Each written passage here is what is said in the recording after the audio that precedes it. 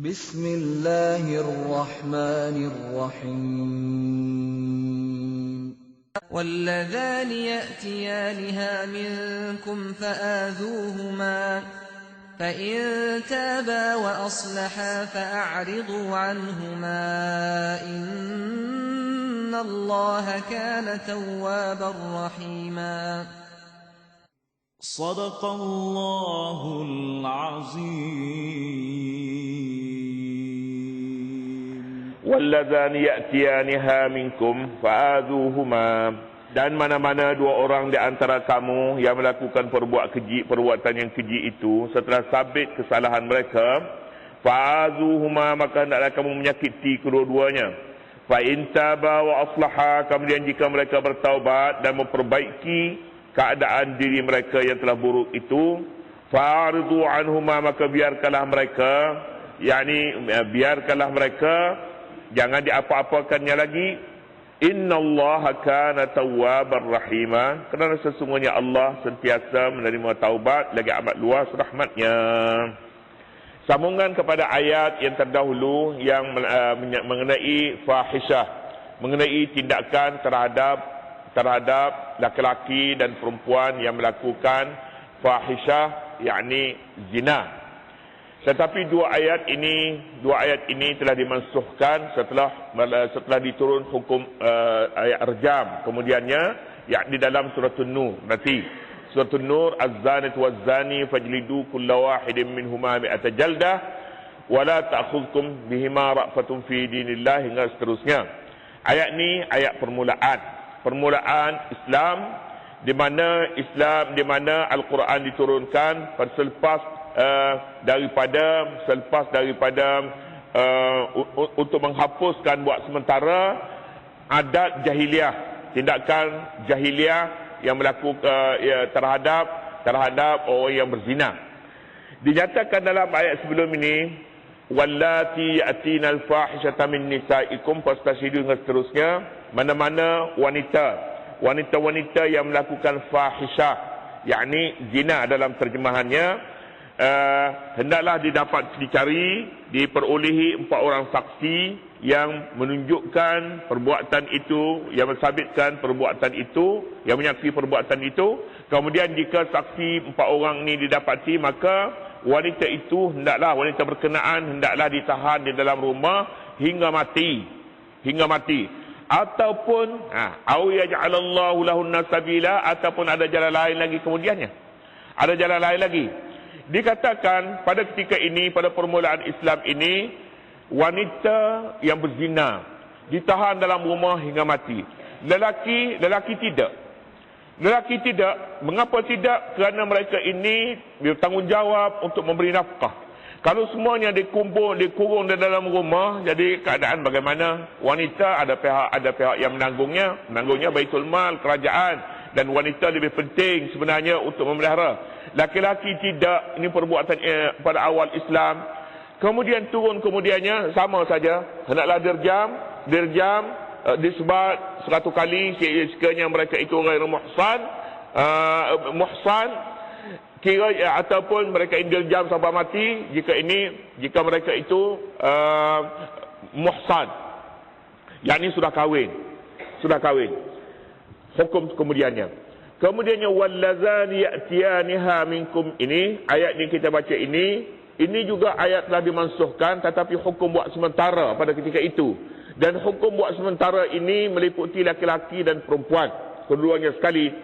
Iaitulah wallazani, dan ke mana-mana di antara kamu berdua, di antara kamu, wallazani ya'tiyaniha minkum, mana-mana di antara kamu, yakni laki-laki dan perempuan, ya'tiyaniha minkum, melakukan perbuatan itu, fa'azuhuma, hendaklah kamu menyakiti mereka berdua. Menyakiti bagaimana? Menyakiti artinya permalukan mereka. Kalau dah hari ini mereka dipermalukan dengan menyiarkan berita itu dalam akhbar, menyiarkan berita itu kepada orang ramai, tunjuk muka mereka dalam TV, tunjuk pula keadaan gambar mereka di mana-mana. Itu maknanya azuhuma, permalukan mereka. Belum lagi hukum sebat ini. Hukum sebat kemudian, ini pada permulaan Islam. permalukan mereka, ganggu mereka, sakiti mereka. Ini terpulanglah sebab pendetilan tentang bagaimana untuk menyakiti mereka tidak disebutkan di sini. Tetapi tidak bunuh dan tidak sebat. Tidak bunuh dan tidak sebat, sakitkan jiwa mereka, bukan sakit badan. Sakitkan jiwa. Bagaimana untuk sakitkan jiwa? Tadilah sabarkan berita mereka, isytiharkan mereka, tunjukkan mereka di mana-mana. Setengah ulama menyatakan di antara hukuman minum arak ini tak cukup sebelum dengan sebat saja, tak cukup, tapi hendaklah di samping itu bawa mereka kepada orang ramai, letak mereka di tempat-tempat awam dengan botol araknya dan dengan araknya dengan keadaannya. Letak begitu di tempat awam. Tujuannya bukan, kadang-kadang menyakiti badan ini tidak boleh menyelesaikan masalah. Sakitkan hati mereka, sakitkan jiwa mereka boleh menyelesaikan. Jadi bagi setengah orang, sakit jiwa lebih teruk daripada sakit badan. Sakit badan boleh ditanggung, tapi sakit jiwa bawa mati. Jadi antara kedua-duanya Islam, Al-Quran melihat. Tetapi sakit jiwa ini pada permulaan saja, pada permulaan Islam. Kerana apabila jiwa manusia ini sudah kotor, jiwa manusia ini sudah tidak fitrah dan tidak tabi'i lagi, mereka boleh menerima sakit jiwa sebab mereka sudah sakit sekian lama. Mereka boleh terima muka mereka ditunjuk pada orang ramai, tak ada masalah apa-apa. Mereka nama baik saja, mereka boleh bergaya lagi depan orang ramai bila ditunjuk begitu. Jadi kalau begitu hukum ini tidak boleh lagi. Sebab fitrah manusia sudah rosak pada ketika itu. Balik pada mana? Balik pada potong sajalah. Potong. Mula potong kaki, potong tangan, akhir potong leher. Ini penyakit ini. Penyakit mana? Penyakit yang tidak boleh diubat lagi dengan penawar kampung. Jadi tak boleh. Jadi kalau begitunya, ayat yang dalam surah An-Nur, ayat yang terakhir. Ayat ini menyatakan, fa'azuhuma, hendaklah kamu ganggu mereka berdua, sakitkan mereka berdua. Setengah ulama menyatakan ayat yang kedua ini, ayat wallazani ya'tiyaniha minkum fa'azuhuma, wallazani dan dua-dua orang, laki-laki dan perempuan, ini mengenai hukum liwat dan sihak. Liwat dan sihak. Laki-laki sesama laki-laki namanya liwat. Perempuan sama perempuan namanya sihak. Sihak. Liwat dan sihak. Dalam bahasa Melayu kita tahu liwat saja. Liwat. Laki-laki liwat, perempuan pun liwat. Dalam Arab disebutnya sihak, satu lagi. Sihak. Ayat yang ke-16 ini berkenaan dengan hukum ini. Jika sabit hukum ini, tetapi tertakluk juga kepada 4 orang saksi. 4 orang saksi juga. Barang siapa sabit hukuman sihak ataupun lewatnya menerusi 4 orang saksi, hendaklah mereka ini diisytiharkan kepada umum, dipermalukan mereka. Azuhuma, sakitkan hati mereka. Begitu, sakitkan. Ini juga sebelum daripada turunnya hukum kemudian yang mempersamakan lewat dengan zina. Gitu.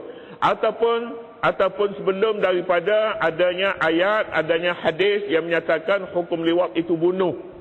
Tapi para ulama tidak menyamakan liwat dengan zina. Zina bunuh ataupun rejam, tetapi liwat ini ada hukuman lain. Setengahnya menyatakan itu ta'zir terpulang diserahkan kepada hakim untuk menentukan apakah tindakan seharusnya dilakukan terhadap mereka. Baiklah, kedua-duanya ini merupakan satu penyakit yang berlaku dalam masyarakat, dan Islam telah mengambil suatu tindakan awal terhadap mereka sebelum daripada tindakan membunuh ataupun rejam. Tetapi menariknya dalam hukuman zina ini, iaitulah zina ataupun yang seumpama dengannya, sihak dan liwat, hukumannya berat, hukumannya ringan, tetapi tindakan terhadapnya, cara untuk mengisbatkan, untuk mengesahkan, mensabitkan hukuman itu payah. Wanita pada permulaan Islam yang berzina disebutnya dikurung dalam rumah hingga mati. Ini berat hukuman, seorang mati. Berat. Tetapi untuk mengisbatkan hukuman itu juga berat. seolah-olahnya hampir-hampir mustahil untuk mengisbatkan hukuman, untuk mengisbatkan kesalahan ini, kesalahan zina, kerana menuntut 4 orang saksi dan mestinya jelas juga itu. Seolah-olahnya peraturan ini tidak mungkin tercapai sama sekali. Islam meningkatkan cara untuk mensabitkan hukuman itu, untuk menyelamatkan nyawa manusia. Jika manusia itu direjam sampai mati jika sabit kesalahan ini, maka untuk mensabitkan kesalahan itu susah. Untuk mensabitkan, jalan keluarnya lebih banyak, tetapi takzir masih ada. Takzir terhadap mukaddimah zina umpamanya masih ada. Takzir terhadap mukaddimah apa-apa saja perbuatan sumbang di tengah-tengah khalayak masyarakat, tengah-tengah khalayak ramai. Takzir masih ada, yakni tindakan itu diserahkan kepada hakim bagi menentukan berapa kadar yang sepatut dikenakan terhadapnya. Adapun hukuman terhadap penzina, maka dia memerlukan 4 orang saksi seperti yang kita sebutkan terdahulu. Jadi, baiklah. Kedua-dua ayat ini walaupun dimansuhkan, tetapi tidak semuanya tidak mansuh seperti mana yang biasa kita sedar. Kita tahu mansuh ini tukar hukum dan hapuskan hukum yang pertama tidak. Tetapi sebahagian daripada yang diterima cuma bentuk hukuman tindakan terhadapnya sahaja yang bertukar. 4 orang saksi terhadap penzina, 4 orang saksi juga yang dipakai. 4 orang saksi juga. Tetapi bentuk hukuman itu daripada ringan kepada yang lebih berat lagi. Yang ringan iaitulah kurun dalam rumah dan sebarkan berita itu kepada umum. Pada umum ini juga tidak boleh lagi dikekalkan kerana fitrah mereka yang sudah rosak. Tapi bagi fitrah mereka yang masih suci, nama mereka disebarkan kepada umum itu pun sudah cukup menakutkan mereka. Baik. Fa in taba wa aslaha fa a'ridu anhuma. Untuk memastikan kejadian zina ini berlaku sulit. Tetapi pihak yang melakukannya tetap melaku sekalipun tak dapat 4 orang saksi. Tak dapat 4 orang saksi, dia terlepas. Walaupun dia telah melakukannya berkali-kali, tapi terlepas. Apakah dia tidak berdosa? Dia berdosa. Cuma peraturan Islam saja untuk mengenakan terhadapnya itu susah. Itu saja. Dosa tetap dosa. Apa yang harus dilakukan oleh orang ini? Wajibkah dia pergi ke muka pengadilan mengaku saya ini zina itu, saya melakukan perbuatan zina misalnya? Boleh tak? Wajib baginya melakukan. Sebab Allah Subhanahu Wa Taala tutup dia. Allah Subhanahu Wa Taala jika mahu buka dia akan mempermudahkan 4 orang saksi. Tapi Tuhan nak tutup. Tuhan jadikan 4 orang saksi ini susah. Jadi oleh kerana itu jenayahnya tertutup. Apa yang harus dilakukan olehnya ialah taubat. Bagaimana untuk taubat? Taubat akan diajar di sini dan seperti mana juga dosa-dosa yang lain lagi bertaubat. Baik. Apakah pada wanita pula jika mengandung itu sudah cukup buktinya? Tak cukup bukti. Tak cukup selagi dia tidak mengaku dia berzina. Dia kata, misalnya dia mengandung. Kemudian mengandung ni tak ada suami. Tak suami dari mana-mana ni. Dia kata tak ada daripada mana-mana. Dia tidak berzina, dia suci misalnya. Bolehkah dihukum sebab tak boleh? Tak boleh. Mengapa? Sebabnya Nabi Isa tak ada bapa. Nabi Isa tak ada bapa. Jadi kalau Nabi Isa tak ada bapa, tak mungkin kalau orang lain lagi juga kata dia akan ada bapaknya. Seperti itu, walaupun ada orang tahu, tapi saksinya tak ada. Saksi tak ada. 4 orang saksi yang jelas tidak ada. Dan dia tak mengaku pula sampai akhir. Baiklah, yang ni memerlukan pada taubat. Allah antara dia dengan Allah Subhanahu Wa Taala saja, jadi senang saja untuk diselesaikan masalah ini. Di sini duduknya undang-undang Islam ini adil, memayahkan jalan mengisbatkan hukum zina, tetapi memberi jalan keluar kepadanya itulah bertaubat. Namun begitu jika 4 saksi ini boleh membuktikannya, walaupun susah, maka dia kena. Ataupun tidak 4 saksi, dia 4 kali mengaku. 4 kali mengaku pada tempat yang berlainan setengah ulama. 4 tempat, jangan satu tempat, 4 tempat berlainan. Dalam masjid sekali, di pasar sekali, kemudian dia pula di rumah sekali, kemudian di padang bola pula sekali, 4 saksi, 4 kali mengaku. Kena dia. Kena. Di hadapan orang yang layak menjadi saksi. Kalau di hadapan orang yang sama dengan dia juga tak jadi apa. Tak jadi. Begitu. Jadi bila melihat ke sini, mengapalah hukum hudud itu ditakutkan? Sedangkan hukum ini sebenarnya memastikan kejadian ini tidak akan berlaku lagi. Sebab hukum Allah pasti terjamin. Hukum Allah pasti terjamin. Apabila hukum ini dibelakangi, maka penyakit ini membawa kepada keturunan, membawa kepada masyarakat, membawa cukup besar sebenarnya, cukup besar, cukup parah masyarakat menerima akibat daripada jenayah ini berluasa dalam masyarakat. Katanya ayat ini mendorong kepada pesalah-pesalah ini. Apabila Allah Subhanahu wa taala tutup mereka, tutup. Kalau begitu jalan keluarnya, fa in taba wa aslaha. Kalaulah mereka ini bertaubat dan memperbaikinya, taubat saja tak cukup, boleh jadi taubat di dalam taubat dah, pasalnya umur dah lepas masa dah. Patah turun dah, bertaubat lah. Misalnya tabah, tak cukup setakat itu. Kalau ada tabah tapi umurnya dah 60, 70 dah baru nak bertaubat, pada ketika ni buat apa? Dah pencen lama dah. Jadi kalau macam tu, aslaha campur satu lagi memperbaiki. Dia ini membernya. Jadi kalau begitu dia mesti turun padang, hapuskan masyarakat, hapuskan kejadian ini, beri satu sumbangan kepada Islam untuk memperbaiki masyarakat supaya pulih seperti mana fitrahnya. Pulih. Jadi bertaubat saja tidak cukup, turun padang memperbaiki keadaan ini. Namanya aslaha. Fa in taba wa aslaha, kalaulah mereka berdua laki-laki dan perempuan bertaubat. Ayat ini fa in taba ini tidak mansukh, ini terus berjalan. Fa in taba wa aslaha, dan kedua-duanya memperbaiki. Di dalam Islam ini bila bercakap pasal taubat artinya pulang ke pangkal jalan. Pulang kepada keaslian fitrah manusia. Balik, dia sudah berlumuran dengan kekotoran, balik bersihkan kekotoran itu. Bagaimana?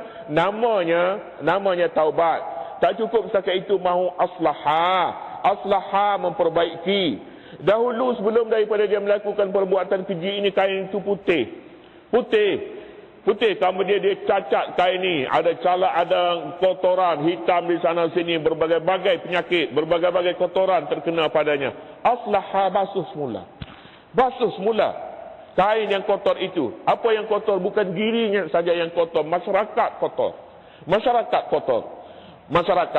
keturunan yang sudah menjadi kotor jika sudah ada keturunan. Jadi kalau begitu macam mana nak bertaubat? Perkara yang begini sudah susah, sudah jauh. Dia bukan satu saja kotoran, tapi dia tak pernah basuh pakaian ini. Pakaian dan tak pernah basuh, bila dia dibasuh semula amat susah. Jadi orang ini mahulah aslaha memperbaiki. Kalaulah cukup syarat kedua-dua ini disempurnakan oleh pelaku zina, fa'aridu anhuma, biarkanlah mereka berdua. A'ridu, berpaling daripada, hendaklah kamu berpaling daripada mereka berdua, jangan apa-apakannya lagi. Jangan lagi anggap bahawa ini sampah masyarakat. Jangan lagi anggap bahawa mereka ini tak ada guna hidup dalam masyarakat. Sedangkan dia sudah bertobat, dia sudah turun padang untuk memperbaiki keadaan masyarakat. Jadi kalau sudah begitu, anggaplah dia sebagai anggota masyarakat yang sehat. Apalah salahnya bagi kain yang kotor, kemudian sudah dibersih. Syariat ini sebenarnya tidak menganggap lagi kain itu kotor. Bila sudah dibersih, dia layak masuk tempat mana saja. Dia layak untuk buat tawaf, dia layak untuk buat semayang, dia layak segala-galanya. Sebab dia sudah dibersihkan. Di sini keadilan Islam, rahmat, penuh dengan rahmah dan kasih sayang kepada pelaku-pelaku dosa. Fa'aridu anhuma, innallaha kana tawwabar rahima. Kerana sesungguhnya Allah sentiasa menerima taubat, lagi amat luas rahmatnya. Allah begitu sifatnya. Allah yang maha penerima taubat, buka mulut saja dia sudah terima. Nak tunggu yang tu saja. Tawwaban, maha penerima taubat. Bila Tuhan bersifat dengan maha penerima taubat? Sebelum ada manusia lagi. Sebelum Adam dijadikan lagi, Tuhan terima taubat. Seolah-olahnya manusia belum daripada dia melakukan kesalahan itu, Tuhan terima dah taubat dia.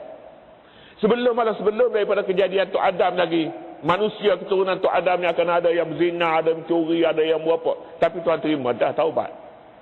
Cumanya untuk mengesahkannya, mahulah seorang itu sebut astaghfirullah, aku mohon keampunan daripada. Tunggu yang tu. Tunggu dia bertaubat. Tunggu taubat yang suci. Tuhan akan terima terus. Sebab sifat taubat mendahului perbuatan dosa itu. Sifat tawab, rahimah, lagi pula amat luas rahmatnya. Sifat orang yang menerima taubat tidak akan menolak sesiapa yang bawa taubat dia cukup syarat. Takkan tolak. Mengapa nak ditolak? Allah Subhanahu wa taala dia tidak memilih bulu, tidak pilih orang dan tidak pilih tempat. Dia akan terima taubat siapa yang bertaubat. Jadi seolah-olahnya ayat ini mendorong seorang itu supaya kalau ada yang melakukan perbuatan ini, tak payah mengakulah, dia diam sudahlah. Diam saja. Apapun dosa yang dilakukan oleh manusia ini, jika dia diam, jika Allah tahu, tapi jika manusia tidak mengetahui, dia saja yang tahu antara dia dengan Allah. Tuhan tutup umpamanya, jangan dedahkan dosa ini. Jangan dedahkan. Kerana pendedahan dosa, satu dosa yang lain pula. Satu dosa yang namanya al-mujaharah. Al-mujaharatu bil fisqi. Mujaharah berterang-terang dengan dosa. Kepada manusia kalau mengaku kita buat dosa di hadapannya pun dia boleh buat apa? Kita boleh buat apa? Baiklah kita masuk, kita terus ketuk pintu Allah Subhanahu wa taala bahawa kita berdosa, ya Allah terimalah dosa hamba, permohonan hamba-Mu yang banyak dosa dan terimalah aku sudah bertaubat mulai daripada hari ini, misalnya begitu. Ada pun pergi mengaku bersalah berzina umpamanya, dia boleh memburukkan lagi keadaan. Kerana apa? Kerana perbuatan itu terlalu besar, terlalu buruk dan masyarakat akan mengukur dengan berbagai-bagai ukuran terhadapnya. Jadi jika berlaku pada zaman Nabi SAW seorang lelaki namanya Ma'iz, yang kedua pulanya perempuan namanya Al-Ghamidiyah yang membawa bukti bahawa dia berzina anaknya. Nabi memberi peluang kepadanya beberapa kali untuk menyelamatkan dirinya daripada dibunuh, daripada rejam. Peluangnya beberapa hari, kamu balik. Sehingga bertahun-tahun dia duk bela anak dia. Kalau kamu ni direjam, siapa akan bela anak kamu? Balik, katanya. Tanpa sebarang jaminan. Tapi wanita ini balik, dia datang, kemudian kemudian dia datang, anaknya besar, dia bawa anaknya, ditunjuk kepada Nabi, anaknya sudah dapat makan sendiri, ya Rasulullah, aqim alayyal hadda, dirikanlah, laksanakanlah had ke atasku. Sudah tidak ada jalan lagi untuk diberi peluang kepadanya bagi menyelamatkan diri, maka dia dihukum rejam. Demikian juga dengan Ma'iz, seorang lelaki yang mengaku di hadapan Nabi, inni zanaitu beberapa kali pada tempat yang berlainan. Sehingga Nabi kata, orang ni gila ke? Orang ni ada masalah ke? Ditanya, tak ada, sepanjang pengetahuan kami, kata para sahabat, dia tidak ada apa-apa masalah. Jadi kalau begitu, bawa dia pergi kepada Al-Harrah sebab dia. Setelah beberapa kali mengaku pada tempat yang berlainan, peluang untuk membebaskan diri itu sudah ada. Tetapi oleh kerana tingginya kemahuan ingin bersuci, tak cukup dengan rasanya bertaubat, tapi dia akan terima. Dan selepas itu Nabi SAW memberi suatu pengakuan yang sangat tinggi kepada Ma'iz. Apabila para sahabat mencemuhkan perbuatan itu, walaupun dia sudah direjam, Nabi kata, la, wallahi, lau qusimat, demi Allah, jauh, andainya taubat laki-laki ini, Ma'iz ini, dibahagi-bahagikan kepada masyarakat Madinah ini, dibahagikan sedikit seorang, maka sudah cukup untuk menyelamatkan mereka daripada neraka. Dah cukup. Begitu sekali besar pengakuan yang diberi oleh Nabi SAW kepada Ma'iz. Tetapi bagi syariat Islam yang melihat ini, perbuatan ini laki-laki dan perempuan, ini adalah mengandungi hikmat yang sudah diatur oleh Allah Subhanahu wa taala. Jika tidak ada dua laki-laki ini, satu laki-laki dan satu perempuan yang datang mengaku berzina, maka tidak ada hukum. Apa hukumnya? Tidak ada jawapan bagi jawapan hukum bagi mereka yang melakukan zina kemudian mengaku, yang melakukan perbuatan zina kemudian mengaku di hadapan hakim bahawa dia berzina. Tidak ada hukum. Hukuman yang ada pada hari ini berdasarkan kepada dua kes ini. Maka hukuman diadakan, ada hukumannya. Jika tiada, maka tiada hukum sampai pada hari ini. Sedangkan hukum ini sangat penting. Terutama sekali apabila manusia sudah rosak fitrahnya, dia boleh mengaku di mana-mana saja yang dia melakukan perbuatan itu, perbuatan ini, di sana sini semuanya dia tahu. Jadi mujurlah Ma'iz pergi mengaku. Dia mengaku dia telah memberi satu sumbangan yang sangat besar kepada pembinaan hukum di dalam Islam ini.